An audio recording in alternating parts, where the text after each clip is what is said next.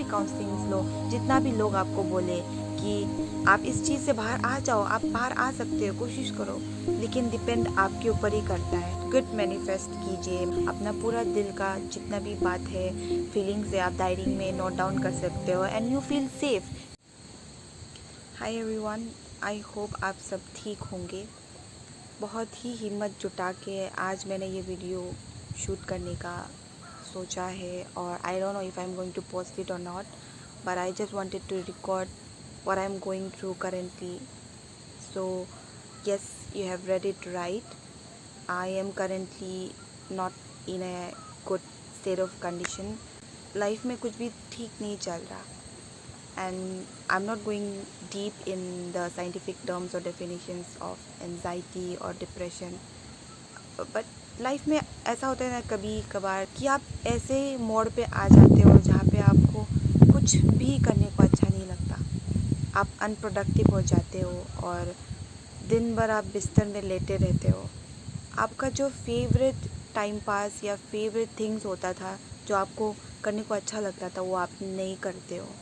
आप दूसरों से आपको मिलने का मन नहीं करता, किसी से आपको अपना लाइफ शेयर करने को अच्छा नहीं लगता. तो currently I am going through with that phase. जब आप ऐसे फेज में होते हो ना, तो आपको सेल्फ हेट्रेट हो जाता है, अनमोटिवेटेड फील करते हो आप कभी कभार कुछ लोगों के लिए बहुत ही सोते हैं वो, फिर भी उनको अनरेस्टलेस फील होता है. और कुछ लोग बिल्कुल भी सोते नहीं है, उस हिसाब से उनका वेट भी लूज़ हो जाता है. और कुछ लोग कुछ ज़्यादा ही सोते हैं, फिर कुछ ज़्यादा ही खाते हैं, उनका डाइट भी बढ़ जाता है, उस हिसाब से उनका वेट भी गेन हो जाता है. तो ऐसा नहीं है जो लोग स्ट्रेस में है, डिप्रेशन में है, तो वो सिर्फ पतले दुबले ही होंगे. मोटे लोग भी स्ट्रेस में, डिप्रेशन में हो सकते हैं. ये सारा चीज़ें मैं आपको इसलिए बताना चाहती हूँ कि मेरी तरह आई थिंक बहुत सारे ऐसे लोग होंगे जो ऐसा फील कर रहे हैं. मैंने अभी ऑलमोस्ट 4 मंथ्स होने को है, मैंने एक भी यूट्यूब वीडियो अपलोड नहीं किया है, जबकि मुझे वीडियो शूट करना और आप लोगों के लिए कंटेंट लाना या जो भी है वो मेरे खुद के लिए भी मुझे वो बहुत ही अच्छा लगता था. लेकिन मैं अब ऐसा स्टेज में हूँ कि मुझे यूट्यूब बनाना और मेरा खुद का पर्सनल लाइफ या कुछ भी बातें मेरा शेयर करने को किसी से, not just to you all, किसी से भी शेयर करने को बिल्कुल भी अच्छा नहीं लग रहा और मैं करना भी नहीं चाहती थी. After 4 month I have realise I need to work on myself. कब तक ऐसा ही स्टेटस, ऐसे ही स्थिति में मैं बैठी रहूँगी? मुझे आगे बढ़ना है. हर इंसान के लाइफ में, किसी ना किसी इंसान के लाइफ में स्ट्रेस, एंजाइटी और डिप्रेशन आ सकता है.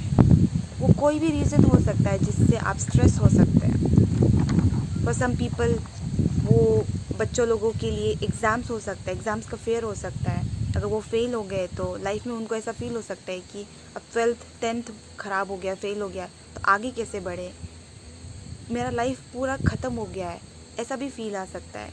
किसी को ब्रेकअप से ऐसा फील आ सकता है, किसी को लाइफ में स्टक होने पे, कुछ करियर ऑप्शन नहीं मिलने पे और जॉब नहीं मिलने पे, जबकि बाकी उनके सारे फ्रेंड्स तरक्की कर रहे हैं, ऑफिसर्स बन रहे हैं, कोई मैरिड हो रहा है, किसी का बच्चा हो रहा है, लेकिन आप ऐसे फेज़ में कि आपका लाइफ स्टक्ड है, आप कुछ नहीं कर पा रहे हो, कोई आगे नहीं, कोई तरक्की नहीं हो रहा, आपने किसी को लूज़ किया है, आपका नियर वंस, क्लोज वंस, किसी का डेथ आपको इतना इफ़ेक्ट कर सकता है कि आप लाइफ में आगे बढ़ना ही नहीं चाहते हो.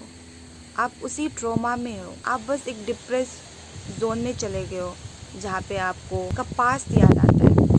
यहाँ पे कोई एक पर्टिकुलर रीज़न नहीं होता, अनकाउंटेबल रीजंस हो सकते हैं आपका स्ट्रेस और एंजाइटी को लेके. आज मैं उन सभी लोगों के लिए जो लोग इससे बाहर नहीं उबर पा रहे हैं और जो स्टक्ड फील कर रहे हैं अभी भी, उनके बिहाफ में आज मैं ये वीडियो रिकॉर्ड कर रही हूँ.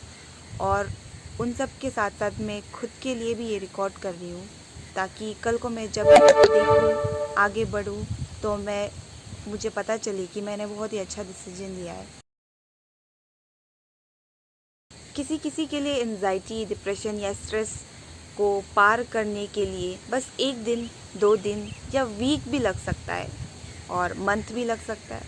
बट किसी के लिए मंथ्स, 6 महीना, 7, 8, 1 साल, 2 साल, 3 साल, बहुत ही साल भी लग सकते हैं. तो ये कोई ऐसे फिक्स टाइम नहीं होता है कि आप इसी समय में आप आगे बढ़ोगे या इसी समय में आपका डिप्रेशन ओवर हो जाएगा। तो डिप्रेशन, एंजाइटी, स्ट्रेस का कोई एक पर्टिकुलर टाइम नहीं होता है। जैसे कहा, किसी के लिए बहुत कम समय लगता है, किसी के लिए बहुत ज़्यादा समय लगता है। तो मेरे लिए it took almost 3 to 4 months to walk out of this stress.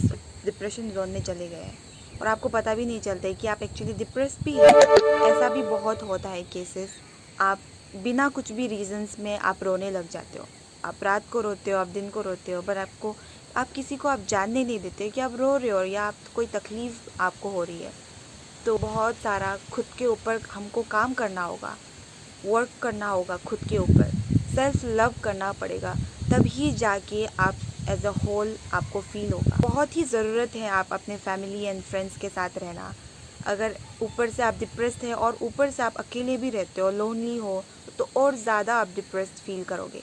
तो इसीलिए आप सबको सलाह है कि आप कुछ ना कुछ करके जैसे भी उभरने के लिए कोशिश करें, आप प्रोडक्टिव होने का कोशिश करें। जैसे आप कोई भी इंटरेस्ट है, जो आपको इंटरेस्ट आजकल नहीं लग रहा, बट टाइम लेके आज आपको करने का मन नहीं है तो ठीक है, मत करिए। ये पूरा होल वीक आपको करने का मन नहीं किया, जो आप करना चाहते थे, आपको पसंद था, आपको करने का मन नहीं है अब वो, तो आप मत करिए। लेकिन एक ना एक दिन तो ऐसा आएगा, भले आपको महीना लग जाए, 1 महीना 2 महीना, लेकिन आपको कोशिश करना चाहिए कि उस चीज़ से आप उभर के वापस आएँ। हाई लेवल ऑफ डिप्रेशन या एंजाइटी में अगर आप चले गए हैं तो आपको काउंसलर को मिलना चाहिए। Mental counselling and psycho social counselling, ऐसा बहुत सारा काउंसलिंग सेंटर्स है जो आजकल फ्री ऑफ कॉस्ट आपको काउंसलिंग्स भी देते हैं। और आपको ऑनलाइन काउंसलिंग्स भी मिला जाएगा। अगर आप आपको बाहर जाने का मन नहीं है तो आप ऑनलाइन पेड काउंसलिंग्स भी आप ले सकते हो।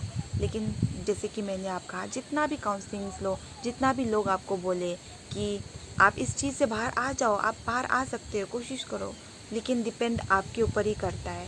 जब तक आप कोशिश नहीं करोगे, आप लोगों का किसी का भी एडवाइस वर्क नहीं करेगा।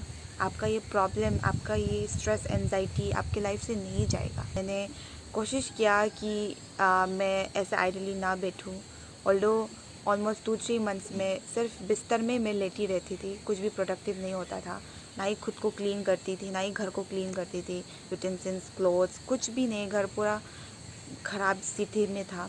But I won't say I am totally back what I was before, but yes, I'm trying my best to recover myself and just to love myself and to be happy whatever I am in a situation right now.